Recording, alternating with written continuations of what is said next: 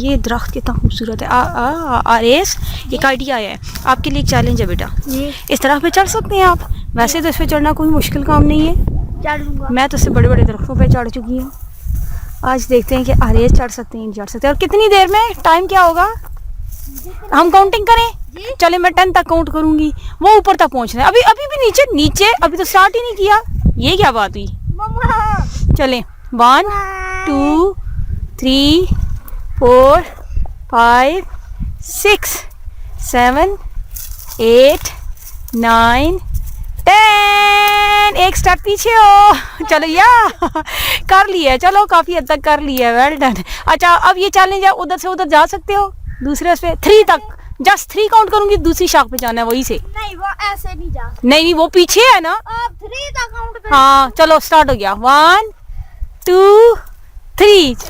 ये लो, एक टांग उधर और एक टांग इधर। ये क्या, चलो उधर ही रुकना, 1 मिनट 1 मिनट। चलो नीचे आ जाओ आप। चले देखे व्यूज। लो इतने से दरख्त नीचे नहीं उतर सकते, आराम आराम से उतरो।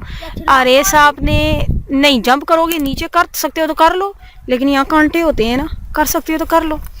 अब आरे साहब नीचे आने लगे हैं, इन्होंने हमारा चैलेंज एक्सेप्ट किया, कबूल किया। और ये अब नीचे आते हुए नाजरीन अपने कपड़ों का खास ख्याल रखिएगा। कपड़े फट गए तो फिर आपके साथ बहुत बुरी होनी है।